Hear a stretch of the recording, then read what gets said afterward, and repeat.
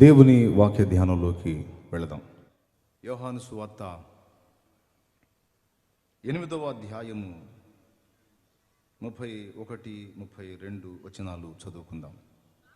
కాబట్టి యేసు తను నమ్మిన యూదులతో, మీరు నా వాక్యమందు నిలిచిన వారైతే నిజముగా నాకు శిష్యులయ్యుండి, మీరు నా వాక్యమందు నిలిచిన వారైతే నిజముగా నాకు శిష్యులై ఉండి సత్యమును గ్రహించెదరు. అప్పుడు సత్యము మిమ్మును స్వతంత్రులుగా చేయునని చెప్పగా, సత్యము మిమ్ములను స్వతంత్రులనుగా చేయునని చెప్పగా, వారు మేము అబ్రహాము సంతానము, మేము ఎన్నడును ఎవనికి నీ దాసులమై ఉండలేదే, మీరు స్వతంత్రులుగా చేయబడుదురని ఎలా చెప్పుచున్నావని అతనితో అనిరి. చాలు. తర్వాత యేసయ్య ఏమన్నాడో మీకు తెలుసు. పాపము చేయు ప్రతి వాడును పాపమునకు దాసుడు అన్నాడు. మనం చదువుకున్నటువంటి ఈ వాక్య భాగంలో యేసు ప్రభు ఆయనను నమ్మి ఆయనను వెంబడిస్తున్నటువంటి యూదులతో మాట్లాడుతూ చెప్పిన మాట, మీరు నా వాక్యమందు నిలిచి ఉన్న వారైతే సత్యమును గ్రహిస్తారు, సత్యము మిమ్మల్ని స్వతంత్రులనుగా చేస్తుంది అన్నాడు. స్వతంత్రులు అనే మాట ఎప్పుడు వాడతారంటే, ఒక నియంతృత్వంలో బందీలుగా ఉన్నప్పుడు, బానిస సంకెళ్లలో దాసత్వంలో ఉన్నప్పుడు, మాకు ఈ విడుదల ఎప్పుడు వస్తుందో, స్వతంత్రం ఎప్పుడు వస్తుందో అంటే స్వేచ్ఛగా ప్రశాంతంగా మా మనస్సుకు సంతోషదాయకంగా మేము ఎప్పుడు జీవిస్తామని బానిస సంఖ్యలలో ఉన్న వాళ్ళు ఎదురు చూస్తారు స్వతంత్రుల గుటకు. యేసుప్రభు అంటున్నాడు, ప్రపంచ మానవాళి మొత్తం కూడా దాస్య శృంఖలాలలో ఉంది అంటాడు. ఏంటి దాస్యం? దేనికి దాస్యం చేస్తున్నాడు అంటే, పాపానికి దాసులైపోయారు, బందీలైపోయారు, శాపాన్ని అనుభవిస్తున్నారు. సర్వ సమృద్ధి ఉన్నా నెమ్మది లేని జీవితాన్ని అనుభవిస్తూ ఉన్నారు. తినటానికి ఉంది, కట్టుకోవటానికి ఉంది, ఉండటానికి ఉంది, అన్నీ ఉన్నాయి, కానీ నెమ్మది లేదు, మనశ్శాంతి లేదు, సంతృప్తికరమైన జీవితాలు కావు. పెదాల మీద నవ్వు పులుముకొని ఏదో ఆనందాన్ని వెళ్లదీస్తున్నట్టు కనపడుతున్నారు, కానీ చాలా జీవితాల్లో చేదుంది. ఎందుకు అలా అంటే, వారికి తెలియని ప్రభావం ఏదో వారిని ఏలుబడి చేస్తున్న సంగతి మనుషులకు అర్థం కావటం లేదు. మొత్తానికి బానిసలుగా ఉన్నారు. ఎక్కువ శాతం కాదు, దాదాపు ప్రపంచ ప్రజలందరూ అదే పరిస్థితిలో ఉన్నారు. యేసు ప్రభు అంటున్నాడు, ఆ దాస్య శృంఖలాలను తెంచి మిమ్మల్ని స్వతంత్రులనుగా చేసి మీకు స్వేచ్ఛనివ్వడానికి వచ్చాను అని తన్ను గూర్చి తాను చెప్పుకుంటూ, సత్యాన్ని గూర్చి మాట్లాడుతూ, మీరు నిజంగా సత్యాన్ని తెలుసుకుంటే సత్యం మిమ్మల్ని స్వతంత్రులనుగా చేస్తుంది అన్నాడు. సత్యం అనే మాటకి బైబిల్ పరిభాషలో 2 అర్థాలు ఉన్నాయి. సత్యం అంటే ఒక సంగతిని గూర్చిన అవగాహన. ఉదాహరణకి, దేవుడు ఉన్నాడు అన్నది సత్యం, దేవుడు లేడన్నది అసత్యం. దేవుడు ఉన్నాడన్నది ఏంటి? సత్యం, అదొక సంగతి, అవునా? దేవుడు లేడన్నది అసత్యం. మనం పాపులం అన్నది సత్యం, నా దగ్గర అసలు ఏ పాపం లేదు అన్నది అసత్యం. ఇది ఒక విషయాన్ని గూర్చిన సంగతి. అయితే సత్యం అనేటువంటి విషయం ఎలా ఉంది. ఇంకొకటి ఏంటంటే, సత్యం అనే ఒక ఆయన ఉన్నాడు, ఆయన పేరు సత్యం గారు. ఏంటి? ఆయన పేరు మిస్టర్ సత్యం గారు. ఈ సత్యం గారు వచ్చి సత్యాన్ని గురించి మాట్లాడుతూ, మీరు సత్యాన్ని గ్రహించినట్లయితే సత్యం మిమ్మల్ని స్వతంత్రులుగా చేస్తుంది అన్నాడు. యేసు సత్యం అని అదే యోహాను సువార్త 14:6లో ఉంది. సరే, ఇప్పుడు వ్యక్తి అయి ఉన్న సత్యం తెలుసుకున్నాం. ఒక ఆయన ఉన్నాడు, ఆయన పేరు సత్యంగా. ప్రసంగి గ్రంథంలో 7వ అధ్యాయంలో ఒక మాట ఉంది. ఈ సంగతి కూడా చూద్దాం అసలు ఏందో. ప్రసంగి గ్రంథం ఒకసారి బైబిల్ ఉన్నోళ్ళు తీయండి. 7వ అధ్యాయం 24వ వచనం ఒకసారి చదవండి. సత్యమైనది దూరముగాను బహులోతుగాను ఉన్నది. సత్యమన్నది దూరంగాను బహులోతుగాను ఉన్నది. దాని పరిశీలన చేయగలవాడెవడు? దాని పరిశీలన చేయగలవాడెవడు అని ప్రశ్నిస్తున్నాడు. సత్యం అనే ఒక వ్యక్తి ఉన్నాడు, సత్యం అనే ఒక సంగతి ఉంది. సంగతిని గూర్చి మాట్లాడుతున్నాడు. ఏమనంటే సత్యం అన్నది బహు దూరముగాను లోతుగాను ఉన్నది. దాన్ని పరిశోధించి కనుగొనగలవాడెవడు, దాన్ని తెలుసుకొనగలవాడెవడు అని మహాజ్ఞాని అయిన సొలొమోను అంటున్నాడు. పిల్లరా, సత్యాన్ని తెలుసుకునేంత ప్రశాంతత ఏ మనిషికి లేదు ఇప్పుడు. పొద్దున్న లేచిన కాడ నుంచి పైసామే పరమాత్మ హాయ్ అంటూ, పైసాయే పరమాత్మ, పైసాలో దేవుడు ఉన్నాడు అని డబ్బు వెంట పరిగెత్తుతూ ఉంది ప్రపంచం.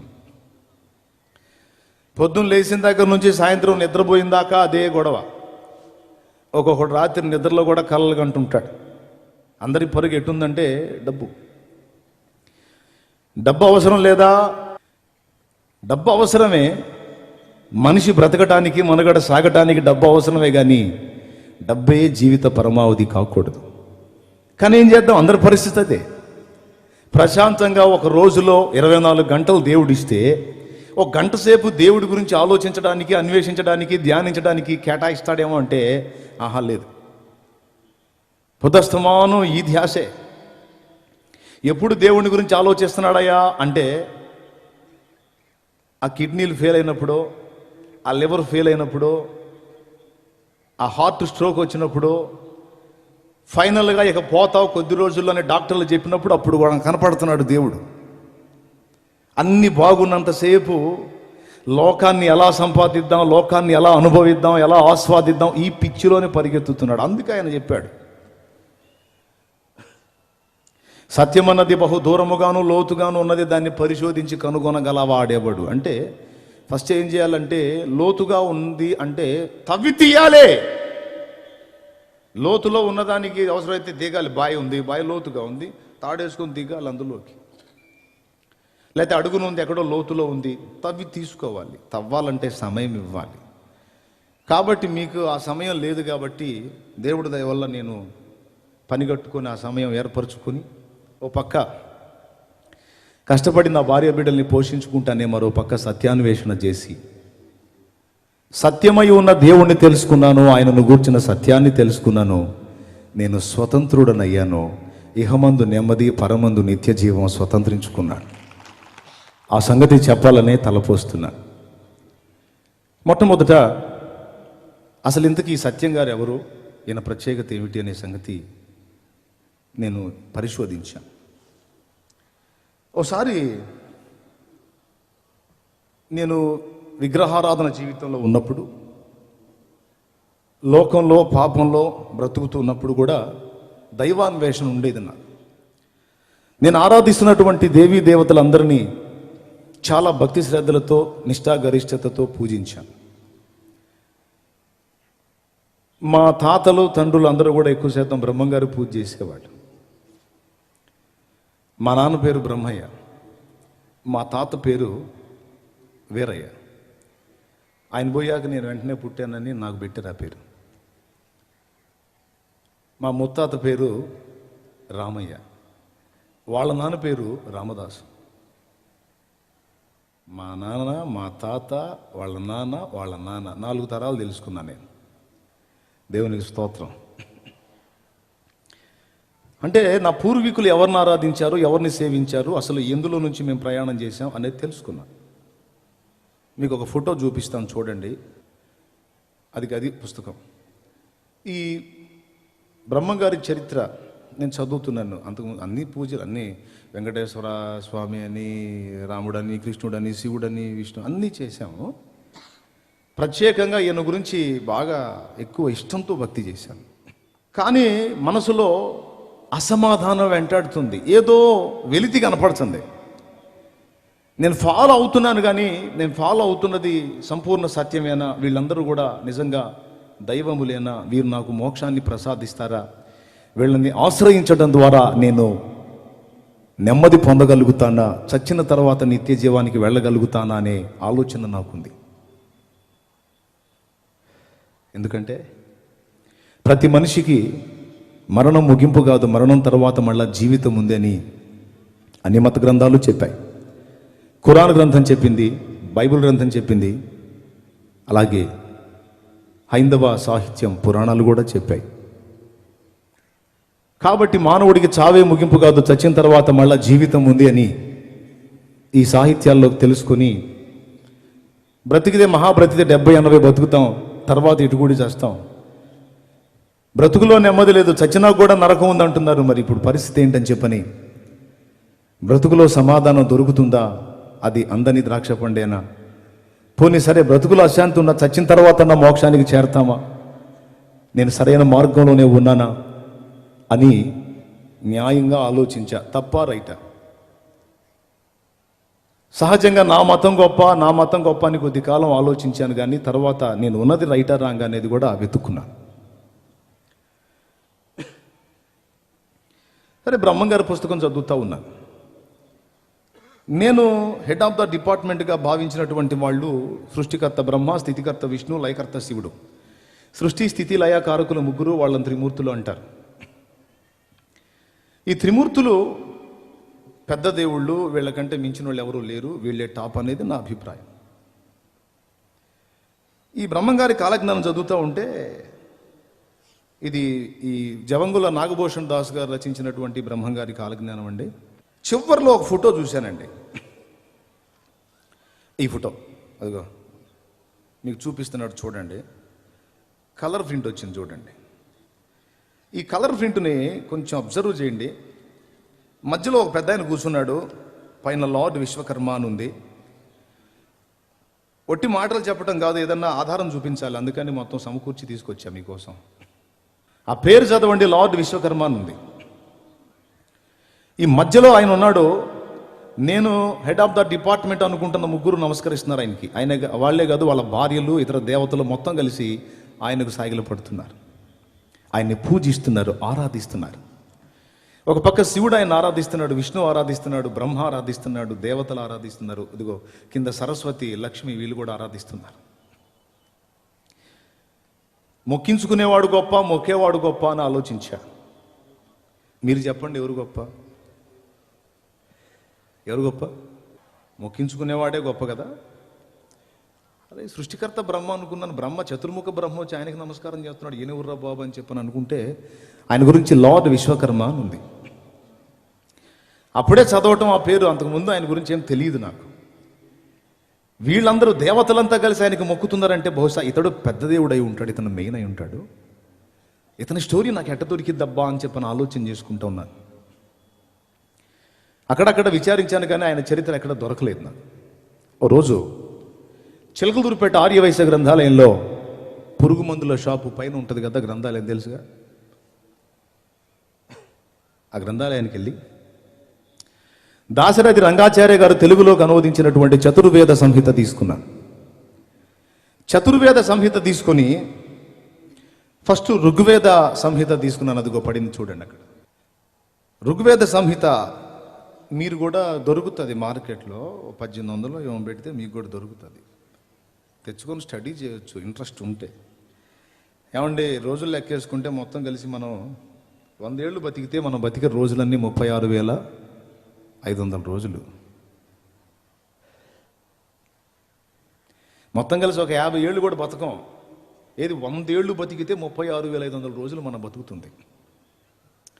36,500 రోజులు ఎవరు బతుకుతున్నారు? ఏదో జొన్నన్నో, రాగన్నో, సజ్జన్నో 5 తిన్నోళ్ళు గత 90 దాకా బతుకుతున్నారు. ఇప్పుడంతా 30 దాటితే షుగరు, 40 దాటితే పొగరు, అంటే బీపీ అంతా వచ్చేస్తుంది. ఇప్పటికే 30 అయిపోయిన వాళ్ళు ఇంకా ఉంది 30, 40 అనుకుందాం. 30 ఏళ్ళు అయిపోయింది ఇప్పటికే. కొంతమందికి 40 అయిపోయింది, కొంతమందికి 50 అయిపోయింది, కొంతమందికి 60 అవుతుంది. 60 ఏళ్ళకు వచ్చి కూడా ఇంకా ఆశ, నేను ఇంకా ఇంకా గట్టిగా బతుకుతాను, ఇంకో 40 ఏళ్ళన్నా బతుకుదు, ఏం బతకవు. ఏదో నీ అంటే భ్రమపడుతున్నావు అట్లా, అంటే చాలా తెలివిగా మోసం చేసుకుంటుంటాడు మనిషి అట్లా. ఇప్పటికే 60కి వచ్చిన వాడు ఇంకా మహాబతికితో 10, 15 ఇప్పటి కాలాన్ని బట్టి. ఒక 15 సంవత్సరాలు ఆయుష్కాలం తీసుకుందాం, లేదా 30 ఏళ్ళ ఆయుష్కాలం తీసుకుంటే 10,000 చిల్లర వస్తుంది రోజులు, 10,000 చిల్లర వస్తుంది. 11,000 రోజులు కూడా లేవు. ఏది 30 ఏళ్ల వయసు వచ్చిన వాళ్ళు ఇక బతకబోతున్న రోజులు 10,000 పై చిలుకుంటే అంతే. ఇప్పటికే 50 వచ్చిన వాళ్ళకి ఇంకా తగ్గిపోద్ది, 60 వచ్చిన వాళ్ళకి ఇంకా తగ్గిపోద్ది, ఇంకా రోజులు లెక్కేసుకోవటమే.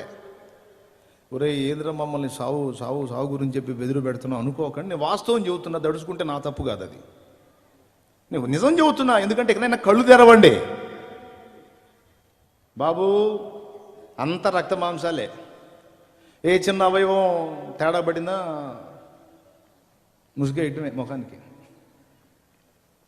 ముసుగేయటమే. అందరూ వస్తారు, అట్ట అయిపోయిందా అంటారు, తీసుకెళ్ళి భూస్థాపన చేసేస్తారు. 11 రోజు 15 రోజు దినం చేస్తారు. క్రైస్తవులు అయితేనే జ్ఞాపకార్థ కూటం పెడతారు. అయిపోయిన తర్వాత ఆ జ్ఞాపకాలు కూడా ఒక సంవత్సరంలో మర్చిపోతారు. ఇంకేం ఉండదు సోదరా. ఎంతటి వాడికైనా ఇదే జీవితం కాబట్టి, ఉండేది కొద్ది రోజులు కాబట్టి జీవిత సత్యం తెలుసుకోవాలి. అందుకని చెప్తున్నాను. ఋగ్వేద సంహిత చదువుతుంటే అందులో నేను బ్రహ్మంగారి కాలజ్ఞానంలో చూసినటువంటి విశ్వకర్మను గురించినటువంటి సందేశం ఒకటి దొరికింది నాకు. చూడండి, ఋగ్వేద సంహిత మొదటి భాగంలో అక్కడ పేజీ నంబర్ కూడా వేస్తుంది. ప్రజాపతి అని ఒక ఆయన కనపడుతున్నాడు. ఆయనకి మొత్తం 39 పేర్లు ఉన్నాయి. 39 పేర్లలో 17వ పేరు చూడండి, కనపడుతుందా మీకు? ఏమనుంది? ప్రజాపతిర్వై విశ్వకర్మ అనుందా? సరే, రెండవ పేరు చూడండి, ప్రజాపతిరగ్ని. ప్రజాపతి అనే ఒక ఆయన ఉన్నాడు, ఆయనకు మొత్తం 39 పేర్లు ఉన్నాయి. ఆ పేర్లలో మొదటిది ప్రజాపతి, రెండవది ప్రజాపతిరగ్ని, మూడవది ప్రజాపతిర్వై మనః, ప్రజాపతిర్వై వాచస్పతి, సంవత్సరో వై ప్రజాపతి, యజ్ఞ ప్రజాపతి, ప్రజాపతిర్వై సవిత, ప్రాణాహి ప్రజాపతి, అన్నం వై ప్రజాపతి, పతద్వై ప్రజాపతి, ప్రజాపతిర్వై భూతాః, ప్రజాపతిర్బంధుః, ప్రజాపతిర్వై హిరణ్యగర్భ, ప్రజాపతిర్వై చంద్రమాః, ప్రజాపతిర్వై మహన్దేవాః, ప్రజాపతిర్వై మనుః, ప్రజాపతిర్వై విశ్వకర్మ. ఈ విధంగా మొత్తం చాలా పేర్లు ఉన్నాయి. ఇవన్నీ ఒకటికి చెందిన పేర్లే. బాగా వినండి, నేను అర్థం కాని గందరగోళం ఏం చెప్పను. ఈ 39 వీడు సువార్త చెప్తానని కూర్చోబెట్టి ఇవన్నీ చదువుతాడేంది అనుకోవాకండి. ఒక విషయం చూసే, అందుకని చెప్తున్నా. వేద గ్రంథములు ఒక వ్యక్తిని ఎక్స్పోజ్ చేసే. అందుకు ఈయన ప్రజాపతిర్వై విశ్వకర్మ అని చెప్పని దొరికింది ఇందులో నాకు. బ్రహ్మంగారి కాలజ్ఞానంలో కనపడ్డ విశ్వకర్మకు వేదంలో చెప్పబడిన పేరు ప్రజాపతి. అగ్ని అన్నా ఆయనేనా? ఓహో, సూర్యుడన్నా ఆయనేనా? ఏది కనపడే సూర్యుడు కాదండోయ్, వాయువు అన్నా ఆయనేనట. ప్రజాపతిర్వాయు, ప్రజాపతిర్వై సూర్య ఉంది. కాబట్టి ఇన్ని పేర్లు కలిగిన ఈ ప్రజాపతి ఎవరు అని చెప్పని అన్వేషించాను. ఒక విచిత్రమైన సంగతి నాకు కనపడిందండి. ఏంటో చూద్దాం. ప్రజాపతి విశ్వకర్మ అని చెప్పన్నాం కదా, ఆ తర్వాత ఫోటో పట్టింది చూడండి. ఈయనట సృష్టికర్తట. నేను అనుకున్నాను చతుర్ముఖ బ్రహ్మ కదా సృష్టికర్త.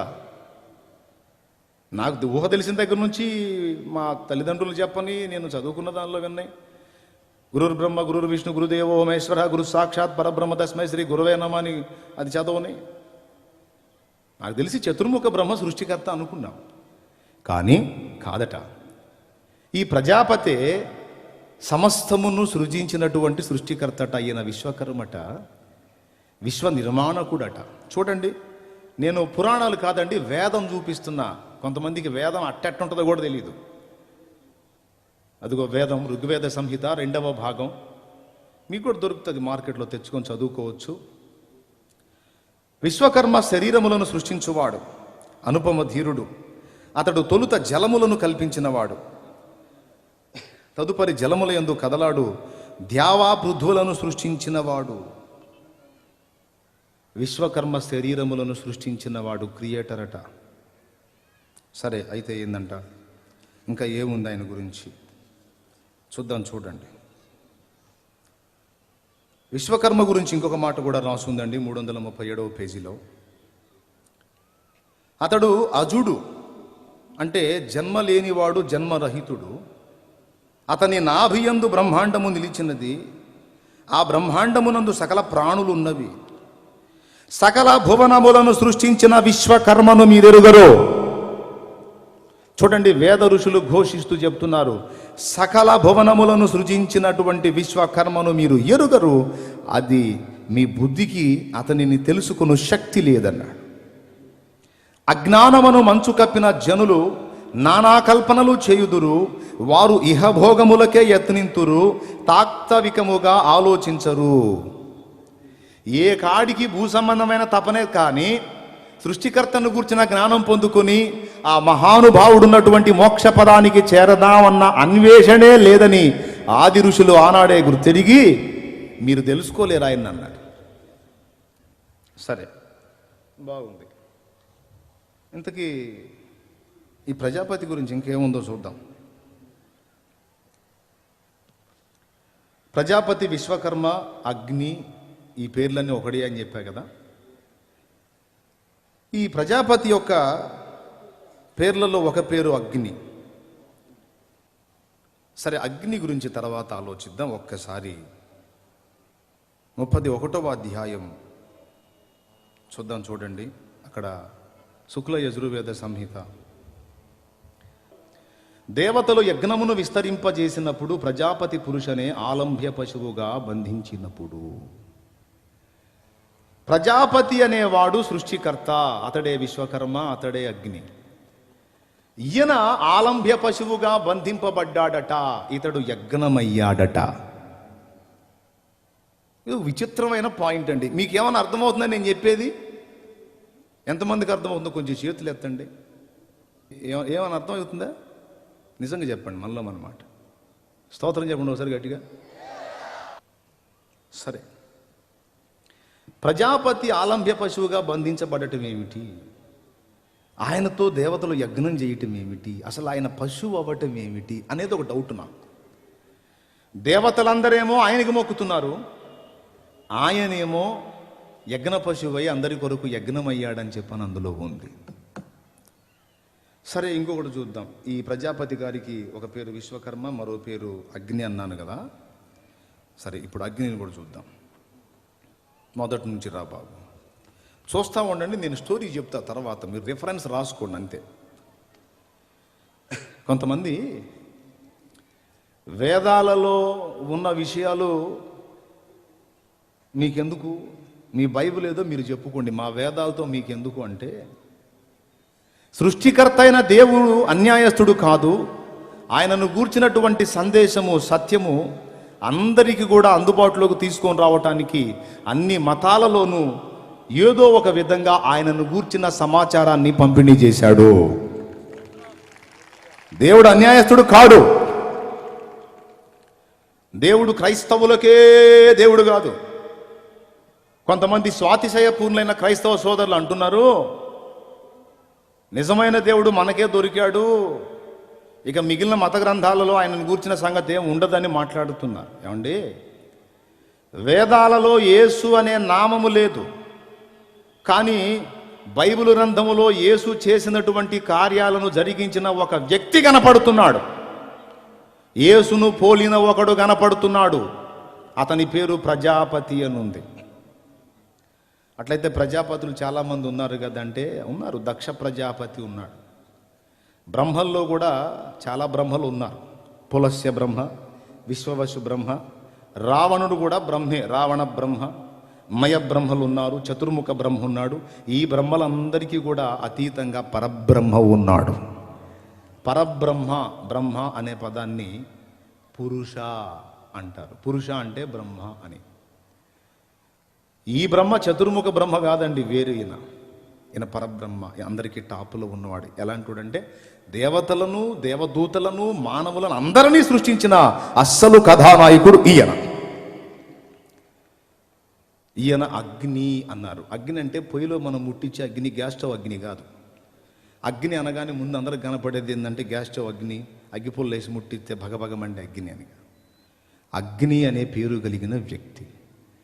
దేవుని గురించి లోకానికి పరిచయం చేయటానికి వేద ఋషులకు కొన్ని వస్తువులను పరిగణలోకి తీసుకున్నాడు. సృష్టింపబడినటువంటి వస్తువుల్ని, వాటిల్లో అగ్ని ఒకటి. అగ్నికి మీరు మైల అంటిస్తారా? ఒకసారి నాకు చెప్పండి, పెద్దగా చెప్పాలి. అగ్నికి మురికి పట్టిస్తారా మీరు? నో, సమస్త కల్మషాన్ని కాల్చి దహిస్తుంది. కాబట్టి దేవుడు అగ్ని వంటి వాడు. ఆయనకు ఏ మలినము, ఏ పాపము అంటదు. ఆయన పరిపూర్ణ పరిశుద్ధుడు అని చెప్పడానికి అగ్నిని ఎగ్జాంపుల్గా చూపిస్తే, ఆయన అగ్ని వంటి వాడు అన్న సంగతి వదిలిపెట్టి అగ్నికి దండం పెట్టడం మొదలుపెట్టి, గాలి లేని చోట ఎక్కడన్నా ఉందో ఒకసారి చెప్పండి నాకు. మానవ మనుగడ సాగుతున్న ప్రపంచంలో గాలి లేని ప్రపంచం, గాలి లేకుండా మనుషులు బతుకుతున్నది ఎక్కడన్నా ఉందా? ఇండియాలో గాలి ఉంది, అమెరికాలో ఉందా లేదా? చెప్పండి, ఉందా? అరే ఇండియాలో కదా గాలి ఉండేది, అమెరికాలో ఎట్టుందబ్బా? సరేలే కానీ పాకిస్తాన్లో ఉందా గాలి? ఉంది, ఇప్పుడు సూపర్గా ఉంది. సరే, ఏ దేశంలోనన్నా చూడు గాలి ఉంది. వాయువు అని దేవుణ్ణి పిలిచారు. వాయువు అంటే గాలి, దేవుడు గాలి అని కాదు. గాలి ఎలాగా ప్రపంచ మానవ జాతి జీవకోటి బ్రతకడానికి సర్వవ్యాపకమై ఉన్నదో, దేవుడు అలాగా అంతటా సర్వాంతర్యామిగా ఉన్నాడు. దేవుని సర్వాంతర్యామి తత్వానికి గుర్తుగా గాలిని చూపించారు వేద ఋషులు. సూర్యుడు, దేవుణ్ణి సూర్యుడితో పోల్చారు. కనబడుతున్న సూర్యబింబం కాదు, దీన్ని చూపించి దేవుడు ఇలా ఉంటాడని చెప్పారు. ఎలానో తెలుసా? ఇక్కడ మనకి పొద్దు పొడుస్తుంది, ఇప్పుడు నైట్ అయింది కదా. అమెరికాలో ఇప్పుడు ఎట్లా ఉంటుంది చెప్పండి? వాళ్ళకి నైట్ అయితే అదేంది, ఇక్కడ ఒక సూర్యుడు అక్కడ ఒక సూర్యుడు ఉండొచ్చుగా? లేదు లేదు, ఒక్క సూర్యుడే డ్యూటీ చేయాలి. ఇక్కడ మనకి అదృశ్యం అయితే వాళ్ళకి ప్రత్యక్షం అవుతాడు, వాళ్ళకు ప్రత్యక్షం అయితే మనకు అదృశ్యం అవుతాడు. ఈ ఒకడే, ఒక సూర్యబింబమే ప్రపంచమంతటికి వెలుగునివ్వాలి. అర్థమైందా? మన దగ్గరే ఆగిపోయాడు అనుకో, అమెరికా చీకట్లో ఉంటుంది.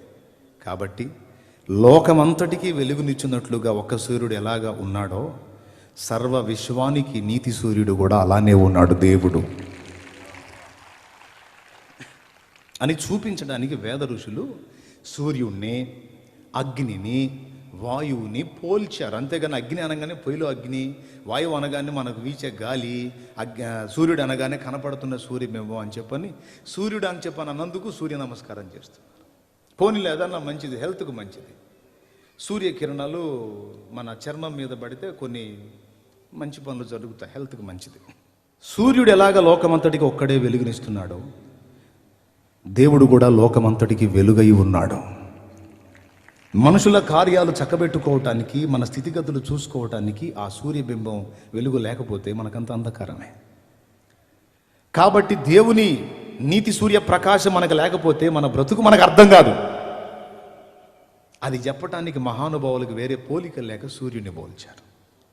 కాబట్టి ఇప్పుడు దేవుడు అగ్ని అన్నాం అంటే పొయ్యిలో అగ్నే, మరేంటి? అగ్ని లాంటి వాడా? అలాగే అన్నం పరబ్రహ్మ స్వరూపం అన్నారు. ఏమన్నారు? అన్నం పరబ్రహ్మ స్వరూపం అంటే అన్నం దేవుడని కాదు.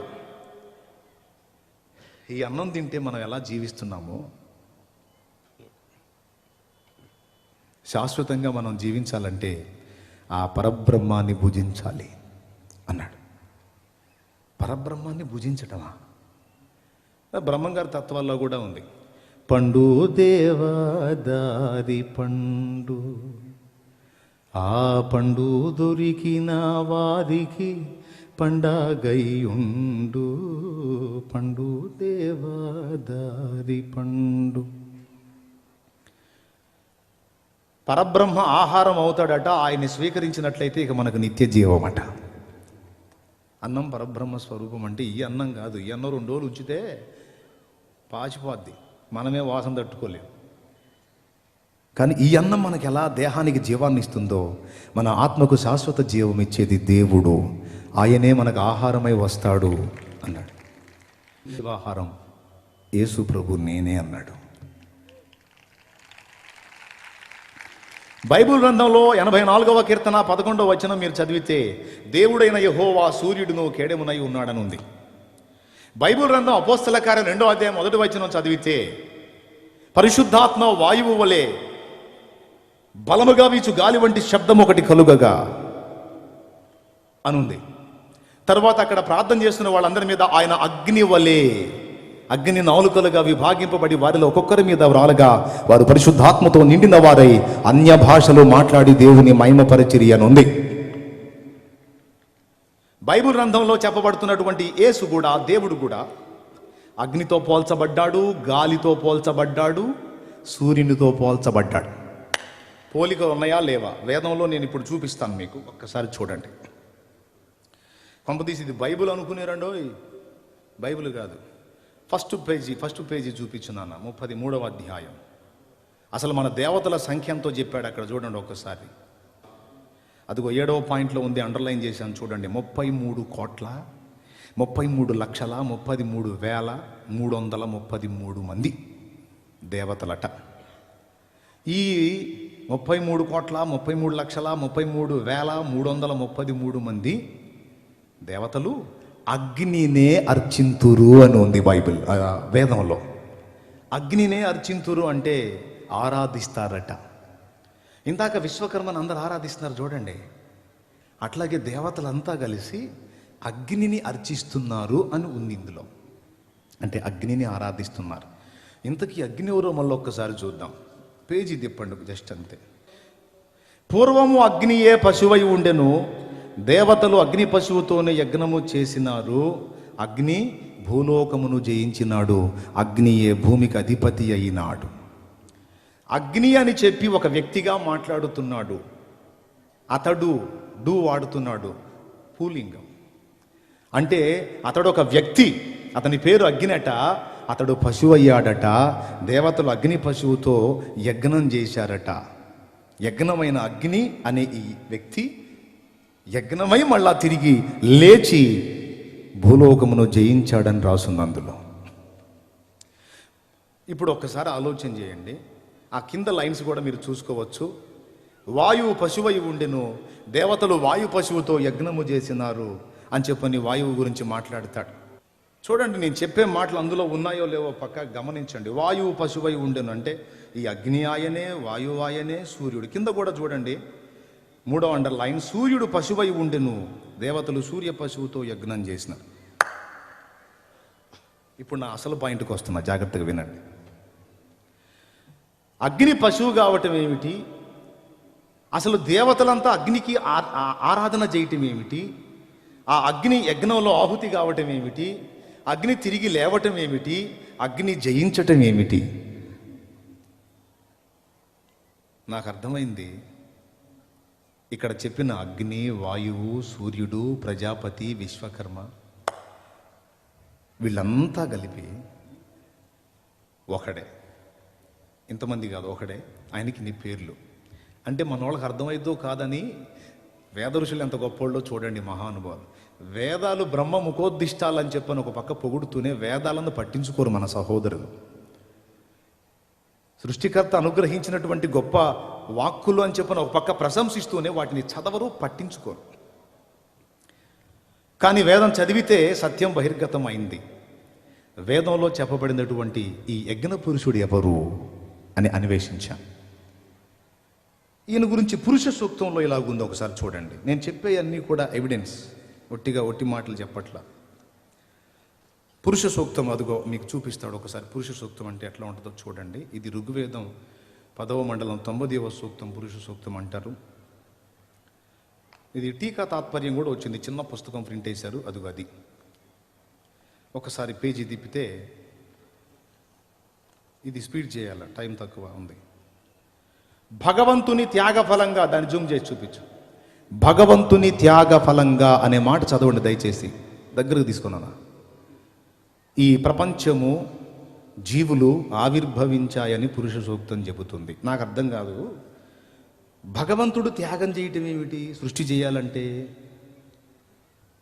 సరే, దాన్ని ఒక పక్కన పెడతాం. జస్ట్ పేజీ తిప్పు నాయన.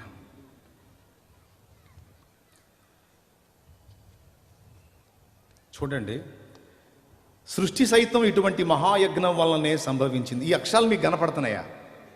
కనపడుతున్నాయా? ఎంతమంది కనపడుతున్నాయి? చేతులు ఎత్తండి. సృష్టి సైతం ఇటువంటి మహాయజ్ఞం వల్లనే సంభవించింది అని భగవంతుడు తననే ఆహుతించుకొని ఈ ప్రపంచాన్ని సృష్టించాడు. ప్రపంచాన్ని సృష్టించాలంటే భగవంతుడు త్యాగం చేయాలంట. ప్రపంచాన్ని సృష్టించాలంటే భగవంతుడు తనను తాను ఆహుతించుకోవటానికి ఇష్టపడాలంట. నేను చెప్పానా? బైబిల్ చెప్పిందా? కాదు, వేదము చెప్పింది. నేను మన సహోదరులను అడుగుతున్నాను, వేదం చెప్పినటువంటి ఈ మహానుభావుడు ఎవరు? యేసు కాదు అన్నాం, ఓకే, మరి ఎవరు అని నేను అడుగుతున్నాను. నేను అంటున్నాను, ఈ వ్యక్తి యేసే అని. ఎందుకంటే 33,33,33,333 మంది దేవతలలో ఎవ్వరూ కూడా ఈ విధంగా యజ్ఞమై తిరిగి లేచినటువంటి దేవత కానీ దేవుడు కానీ మరొకరు కనబడరు. హైందవ సాహిత్యం అంతా వెతికి నాకు చూపించండి, నేను తప్పకుండా నేర్చుకుంటాను. నేనేం గర్విష్ఠిని కాదు, నేను మతోన్మాదిని అంతకన్నా కాదు, మత ఛాందసవాదిని కాదు, సత్యప్రేమికుణ్ణి. ఎందుకంటే సత్యం నన్ను స్వతంత్రునిగా చేసింది, అందుకని సత్యం చెప్తున్నాను, సత్యాన్ని నమ్ముకున్నాను. దేవునికి మహిమ కలుగును గాక. హల్లెలూయా. ఇందులో చెప్పబడుతున్నటువంటి ఈ వ్యక్తులు ఎవరు? ఒకడా లేకపోతే అనేకులు అంటే ఒకడే అని నేను సాక్ష్యం ఇచ్చాను. అసలు ఆయన త్యాగం చేయటం ఎందుకు అవసరమైంది, ఆయన ఆహుతి కావటం ఎందుకు అవసరమైందంటే చెప్తా వినండి. ఈ సృష్టి ఏది లేనప్పుడు దేవుడు సృష్టి చేయాలనుకున్నాడట. సృష్టి చేయాలనుకుంటే దేవునికి ఒక ప్రశ్న తారసిల్లింది. నేను నా వంటి వ్యక్తులను తయారు చేస్తాను. నేను తయారు చేసినటువంటి వ్యక్తులు వాళ్ళకి నేను ఇచ్చిన స్వేచ్ఛను బట్టి నాకు వ్యతిరేకమైన కార్యాలు చేసే అవకాశం ఉంది. స్వేచ్ఛనివ్వకుండా నియంతృత్వం చేసి వాళ్ళని కట్టడి చేసుకుంటే నాకు సాటిస్ఫాక్షన్ ఉండదు. ఎందుకంటే నేను ప్రేమ స్వరూపిని కనుక నేను వారికి స్వేచ్ఛనిస్తాను, వారి నుంచి కూడా స్వేచ్ఛాయుతమైన ప్రేమను నేను కోరుకుంటాను. ఉదాహరణకి ఈ అబ్బాయిని ఇక్కడ గన్ను పెట్టి నేను చెప్పిందంతా చేయించుకోవచ్చా లేదా? పెద్దగా చెప్పండి. ఇక్కడ గన్ను పెట్టి నేను చెప్పిన పనులన్నీ చేయించుకోవచ్చా లేదా? చేస్తాడా చేయడా? చెప్పు, చేస్తావా చేయడా? ఎందుకు భయపడి? ఎందుకంటే చంపేస్తాడేమో లేని అది ప్రాణభయంతో చెప్పిందల్లా చేస్తాడు, ఏం చెప్తే అది చేస్తాడు కదా. దాన్ని ఏమంటారు అంటే నియంతృత్వం అంటారు, నియంత విధానం అది. నేను చెప్పినవన్నీ చేస్తున్నాడు, కణతం మీద గన్నుంది, ఇతనికి నేనంటే అంత ప్రేమో అని నేను చెప్పుకున్నాను అనుకో, మీకు అది పెద్ద జోకా కాదా? నేను ఏ గన్నులు పెట్టకుండా అతనికి స్వేచ్ఛనిచ్చి అతనికై అతను వచ్చి నన్ను నా మంచితనాన్ని తెలుసుకుని నన్ను ప్రేమించాడు అనుకో, అది నిజమైన ప్రేమ. దేవుడు ఎప్పుడు బలవంత ప్రేమలు ఇష్టపడడు. స్వచ్ఛందంగా ఆయన మంచితనాన్ని తెలుసుకొని మనంతటా మనం ప్రేమించడానికి ఇష్టపడతాడు, కానీ భయపెట్టి గందరగోళం చేసి ప్రేమించమనే సైకో కాదు దేవుడు. ఈ మధ్య కొంతమంది యవనస్తులు ఆడపిల్లల దగ్గరికి వెళ్ళి గొంతు మీద కత్తి పెట్టి లవ్ చేస్తావా లేదా అంటున్నారు. గొంతు మీద కత్తి పెట్టి లవ్ చేస్తావంటే ఏమంటుంది? ఇక మరి పిచ్చోడు లవ్ చేయకపోవటం ఏంట్రా అయినా, నువ్వంటే నాకు చాలా ఇష్టం, నేనే చెబుదాం అనుకుంటున్నాను, నువ్వే చెప్పావు, అసలు నీలాంటి వాడు దొరుకుతాడని నాకు, ముందు కత్తిది బాబు అంటుంది. కత్తి తీసి నాకు ఇంటికి చేరినాక ఇంకోటి కనపడిన కూడా కనపడదు. చేసుకో అట్లాంటి వాడిని చేసుకోవాలా? వాడికి ఎప్పుడు కోపం వస్తే అప్పుడు గొంతు మీద కత్తి పెడతాడు. ఇక వాడితో సుఖం ఎక్కడ ఉంటుందండి? కానీ సైకో ప్రేమ, వాడు ప్రేమించకపోతే చంపేస్తున్నాడు. నేను చెప్తున్నాను, దేవుడు అలాంటోడు కాదు. నీకు ఫ్రీడమ్ ఇస్తాడు. నువ్వు ఆయన మంచితనం తెలుసుకొని నీ అంతటా నువ్వు ఆయన్ని ప్రేమించేది ఇష్టపడతాడు. సృష్టికర్త ఆలోచించాడు, నేను దేవదూతలను చేస్తాను, మానవులను చేస్తాను, వాళ్ళకి స్వేచ్ఛనిస్తాను. ఇచ్చిన స్వేచ్ఛను దుర్వినియోగం చేసుకుని ఒకవేళ వాళ్ళు పాపం చేస్తే, అంటే నాకు వ్యతిరేకమైన పనులు చేస్తే, నా చేతులతో నేనే వాళ్ళని శిక్షించాల్సి వచ్చింది కదా. అసలు ఉనికిలో లేని వాళ్ళని తేవటం ఎందుకు? వాళ్ళకి స్వేచ్ఛనివ్వటం ఎందుకు? వాళ్ళు నాకు వ్యతిరేకమైన కార్యాలు చేయటం ఎందుకు? నేనే వాళ్ళని శిక్షించడం ఎందుకు? అసలు చేయకుండా ఉంటే పోలా? కరెక్టా కాదా మీరు చెప్పండి? అలాగని చెప్పని చేయలేదనుకో, ఆ ప్రేమస్వరూపి యొక్క ప్రేమకు అర్థం లేదు, ఆ ప్రేమను పంచుకునే అవకాశం లేదు. పొద్దంతా చాకిరీ చేసి సాయంత్రం ఇంటికి వచ్చేటప్పుడు మన నాన్న కాయలు అవి తీసుకొని వస్తాడు. లేకపోతే నువ్వైనా తమ్ముడు పొద్దంతా చాకిరీ చేసి ఇంటికి పోయేటప్పుడు పిల్లలకి ఏం తీసుకెళ్తావు? కాయలు పళ్ళు తీసుకెళ్తావు కదా. తీసుకెళ్ళి ఇంటికి పోగానే భార్య వస్తుంది, కవర్ తీసుకుంటుంది, పిల్లలు వస్తారు, తల ఒక పండు తీసుకుంటారు. నాన్న తెచ్చాడు అంటే పొద్దున్న నుంచి చేసిన చాకిరీ అంతా మర్చిపోతాడు. వాడు ఇంకోటి తీసుకోరా, ఇంకోటి తీసుకోండి, ఇది తిని ఇంకోటి తింటాను అంటాడు అనుకో. సరే, ఒకడు కడుపాత్ర పిల్లలు ఉంటారు, తెచ్చినోడికి ఒక కాయ కూడా ఉంచరు. కొంతమంది పిల్లలేమో కాయలు తెచ్చిన దానికి ముద్దు పెడతారు. ఒకడు ఉంటాడు దుండగుడు, ఒక చూపు చూస్తాడు, ఆ కవర్కి వెళ్ళి దాన్ని లాక్కుంటాడు, ఇంకేమన్నా తెచ్చావా అంటాడు. ఇది తినరా అంటే ఇయ్యనా అని పోతాడు. వీడు ఒక దుండగుడు. పిల్లలు ఎట్టంటూ వాళ్ళు కూడా ఉంటారు. సరే, వాడు ఎట్టపోయినా సరే పిల్ల జల్ల అంటూ ఉంటే, లేదా భార్య లేకపోతే తల్లి తండ్రి ఏదో ఒక ఆదరణ, ఏదో పలకరించుకోవడానికి, ప్రేమ పంచుకోవడానికి వ్యక్తి అంటూ ఉంటే బజార్ నుంచి కాయలు వస్తాయి. లేకపోతే అసలు ఎక్కడికి తీసుకెళ్ళాలి, ఎవరికి తీసుకెళ్ళాలి, తన ప్రేమను ఎవరికి పంచాలి, ఎదుటి ప్రేమను ఎలా ఆస్వాదించాలి, అవకాశమే లేదు కదా. తన ప్రేమని పంచుటకు, ఎదుటి వాళ్ళ ప్రేమను పొందుటకు పరమాత్మ కోరుకున్నాడు. అందుకే సృష్టి చేయాలనుకున్నాడు. అయితే ఈ చిక్కు సమస్య వచ్చింది ఏంటంటే, ఖచ్చితంగా మనం పాపం చేస్తామని ముందే తెలుసు ఆయనకి. ఇప్పుడు చేయాలా వద్దా అంటే ఒక ఆలోచన చేశాడు. అప్పుడే నేను బిడ్డల్ని సృష్టిస్తాను, ఒకవేళ వాళ్ళు నాకు వ్యతిరేకంగా పాపం చేస్తే, ఆ పాపానికి వచ్చే ప్రతిఫలం ఏదైనా ఉంటే ధర్మశాస్త్రం ప్రకారం అది నా బిడ్డల పక్షంగా నేనే నా మీద వేసుకొని భరిస్తాను.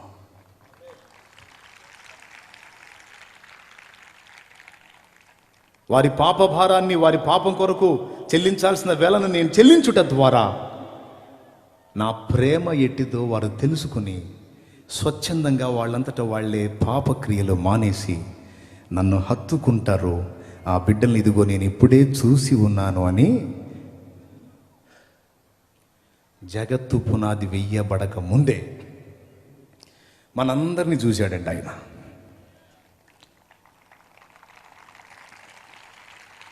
షాలేమును చూశాడు అప్పుడే, కిరణ్ చూశాడు అప్పుడే, సాల్మానని చూశాడు అప్పుడే.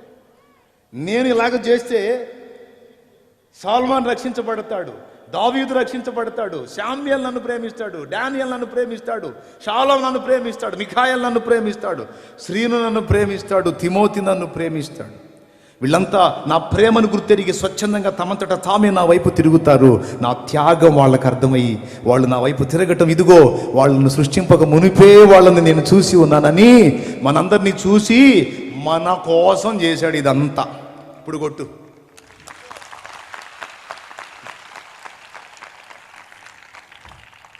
ఎవరి కోసం చేశాడు? మన కోసం. ఆయన ప్రయాస వట్టిదైందా? కాలా. అదే వేదం చెబుతుంది. భగవంతుని త్యాగ ఫలంగా ప్రపంచము, జీవులు ఆవిర్భవించాయి. చూపించగా ఏం త్యాగం అంటే మన పాప భారాన్ని ఎత్తుకోవడానికి సిద్ధపడాలి. మనం మొక్కిన దేవతలు ఆయనకి ఎందుకు నమస్కరిస్తున్నారో తెలుసా? ఆయనే దేవతల పాపాలు, మానవుల పాపాలు, అందరి పాపాల కొరకు యజ్ఞమైన ప్రజాపతి, యజ్ఞమైనటువంటి పురుషుడు. మనం ఆరాధించిన దేవతల జీవితాల్లో కూడా కామ, క్రోధ, లోభ, మోహ, మదమాశ్చర్యములు. ఏమండి, పురుషులైన వాళ్ళు చేతులు ఎత్తండి. ఇక్కడ పురుషులు నేను పురుషుడిని అన్నవాళ్ళు చేతులు ఎత్తండి. నేను 2 చేతులు ఎత్తే ప్రాబ్లం లేదు. పురుషులైన అందరూ చేతులు ఎత్తేసారు. చాలా సంతోషం. అందరూ పురుషులే, మహానుభావులు. పురుషులేనా మీరు? పురుషులే. అందరికి మీసాల గడ్డలు ఉన్నాయిగా. కామ, క్రోధ, లోభ, మోహ, మదమాశ్చర్యములను జయించారా? కామకత్వాన్ని జయించారా? సరే పోనీ క్రోధత్వాన్ని జయించారా? లోభాన్ని జయించారా? మోహాన్ని జయించారా? మదాన్ని జయించారా? మదం అంటే గర్వం. మత్సరాన్ని అంటే పక్కోడు ఎదుగుతుంటే ఏడవటం జయించారా? కామ, క్రోధ, లోభ, మోహ, మదమాశ్చర్యములు జయించలేదు. కాబట్టి మీరు ఏమయ్యారంటే పురుషులు అయ్యారు. మనం ఆరాధించిన వారు కూడా అలానే ఉన్నారు గనక వారు మన వంటి పురుషులే. అయితే ఈ అరిషడ్ వర్గాలను జయించిన వాడు ఎవరో తెలుసా? పురుషోత్తముడు. పురుషోత్తముడు, పురుషులందరికీ ఉత్తముడు. ఆయనే సృష్టికర్త, ఆయనే యజ్ఞ పురుషుడు, ఆయనే అగ్ని, ఆయనే ప్రభు అయిన యేసుక్రీస్తు.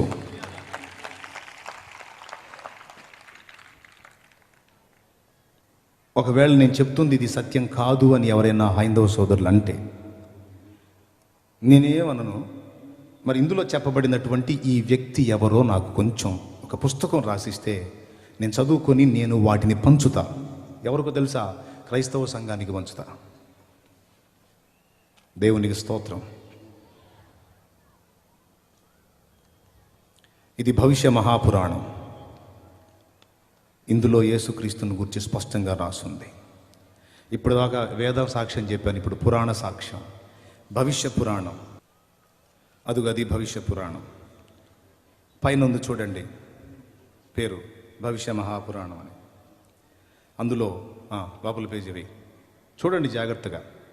ఆ పైన చూడండి, శాలివాహనుడు యేసు ప్రభు అనే మాటలు ఉన్నాయి. ఒకనాడు యుగపురుషుడును శకపురుషుడునైన శాలివాహన చక్రవర్తి హిమగిరి శిఖరం మీదికి వెళ్ళాడు. అక్కడ హూణదేశ మధ్యంలో నున్న పర్వతంపై అతనికి ఒక సుందర పురుషుడు కనబడ్డాడు. అతని శరీరం గౌరవర్ణ కాంతులను ప్రసరింపజేస్తుంది. ఏమండి, అతన్ని చూడగానే అప్రయత్నంగా కలిగిన ప్రసన్న భావంతో చక్రవర్తి అడిగాడు, మహానుభావ మీరెవరు అని. అప్పుడు ఆయన అన్నాడు, నేను ఈశపుత్రుడను, అంటే దైవ కుమారుడను, కుమారి గర్భము నుండి ఉత్పన్నమైన వాడను. పెండ్లైన ఆమె శ్రీమతి, పెండ్లి కాని ఆమె కన్య కుమారి అంటారు. కుమారి గర్భము నుండి ఉత్పన్నమైన వాడను, నేను మ్లేచ్ఛ ధర్మ ప్రచారకుడను, సత్యవ్రతమందు స్థితుడను అని యేసు తన గురించి తాను చెప్పుకున్నాడని శాలివాహనుడు సాక్ష్యం ఇచ్చినట్టు భవిష్య పురాణంలో ఉంది. అసలు మా హైందవ సాహిత్యంలో మీ యేసు గురించి ఎందుకు ఉంటుందండి బాబు? మీదేదో మీరు చెప్పుకుంటారు నాయనా అని చెప్పని మొత్తుకుంటున్నారు. నా బాధ ఏంటంటే, మన వాళ్ళ బాధ ఏంటంటే, దేవుడు అన్యాయస్తుడు కాడు సోదరా, ఆయన నిజమైన దేవుడు. ఆయన మీకు ముస్లిం సోదరులకి, క్రైస్తవ సోదరులకి, అందరికీ తన గురించి సమాచారం, ఇన్ఫర్మేషన్ ఇచ్చున్నాడు ఆయన. కొంచెం చూస్తే మీరు బతికిపోతారు, నరకం తప్పించుకొని పరలోకం వస్తారని మేము కొట్టుకుంటుంటే వాళ్ళేం మమ్మల్ని కొడతారు, తిడతారు, చంపుతామంటారు, ఏదేదో అంటారు. ఏమైనా సచ్చినా సరే సత్యం చెప్పే సత్తం.